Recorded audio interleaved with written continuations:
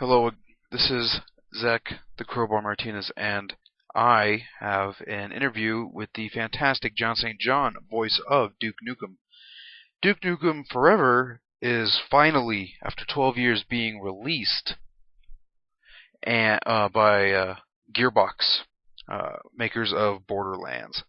And with the demo recently being released, I went to John's little website and sent him an email, and he got back and requested I asked him a few questions about the game and how his life is with the game.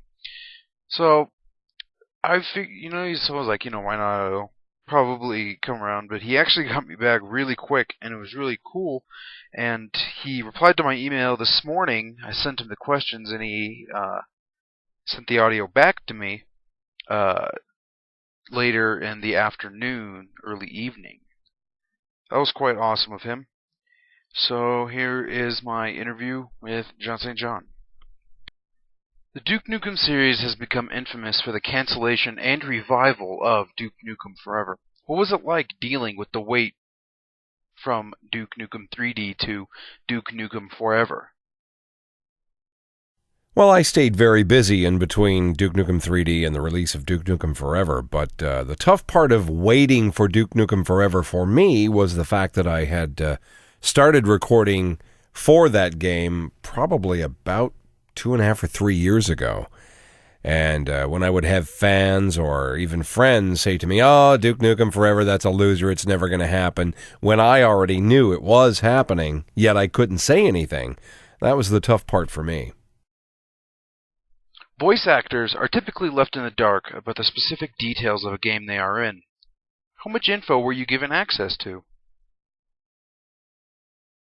Oh, you're exactly right about that. Voice actors are typically left in the dark about specific details. I don't get any specifics about the game. I was given access to nothing until it was time to actually record. And then when I did record, of course, I was under a non-disclosure agreement and could not talk about, what I had recorded or what I did know about the game. Though, as I said, I knew very little about the specific details of the game early on. You are the voice of Duke Nukem. How much freedom were you given dialogue-wise by Gearbox? Were you able to create your own lines as well as change some of theirs?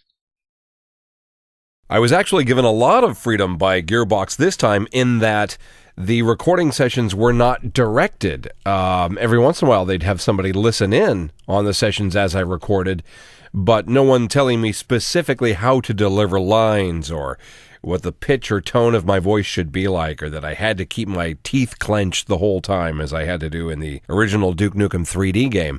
This time Gearbox said, "Hey, John, you've been Duke forever. You know what Duke sounds like. You know his attitude. You know the game. Do what you do. We know you're going to do a great job."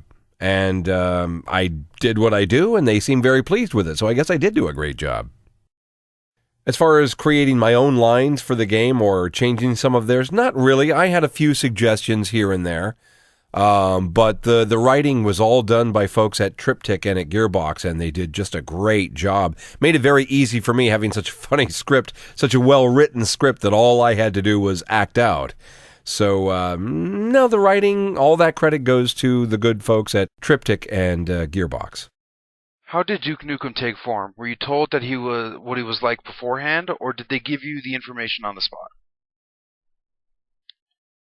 I assume by that you mean the original Duke Nukem voice back in '95 when I recorded Duke Nukem 3D. The inspiration behind it was actually Clint Eastwood's Dirty Harry character. You may recall his famous line, "Go ahead, make my day." Well, I read that line over the phone for George Broussard, who pretty much held the reins of Duke Nukem at that time. And he said, "That's great. That's the right tonal quality and the right attitude. But let's keep in mind that Duke is a very big, pumped-up dude on steroids. So let's take him down a bit." So I reread the line as, "Go ahead, make my day." And George decided on the spot that was the voice that would be Duke Nukem. In the late 90s, voice acting was a growing career, and many video game characters were started getting voices. How did you come across the part of Duke Nukem?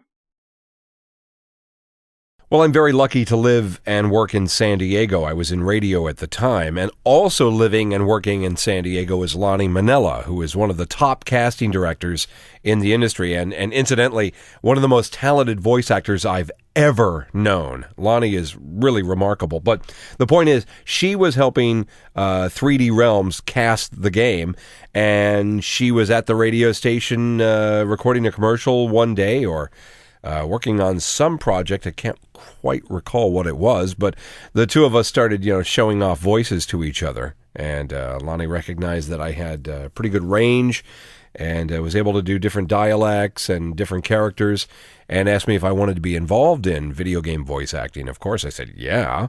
I knew that terrestrial radio was going to hell at that time, and I was going to have to find something else to do anyway. So I took a stab at it. And that is pretty much how I came across the part of Duke Nukem. Lonnie has cast many, many, many, many video games. Duke Nukem, of course, being one of many of those games. Has Duke influenced you and your personality in any way? Do you even catch yourself thinking like Duke? Me think like Duke? What do you think, I'm some kind of misogynist? Maybe Duke is. But Jon St.John, no, I'm not. Yes, Duke has very much influenced me and my personality. I did not used to be a very outgoing person. I was a radio personality for years, but when you're behind a microphone in a radio station where no one can see you, it's very easy to be, a personality. But being out in public, shaking hands, pressing flesh, meeting fans, that would have been pretty difficult for me until Duke Nukem came along. It was the response of fans of the game Duke Nukem to me that really brought me out of my shell. Now, when I attend conventions or do autograph signings wherever, I am very much outgoing and very happy to meet people and shake as many hands as I can, pose for those pictures. Yeah, Duke has actually turned me into a very outgoing voice actor. So I owe a lot of my newfound outgoing personality to Duke, yes. I would like to thank you again, Jon St. John, for giving me the opportunity to send you these questions and have you respond back via voice form. And it means a lot to a big Duke Nukem fan, as well as pretty much just a fan of voice actors in general for video games. It means a lot to the writer. And thank you so much. It was my pleasure. I'm always happy to do this. Now, before I go, how about a couple of Duke lines for you? Are you ready? Okay. I had eggs for breakfast this morning. Your mom had sausage. Or how about, I'll rip out your eyeball and piss on your brain. Zach Martinez has got balls of steel. You bet, Zach. Thanks. Take care.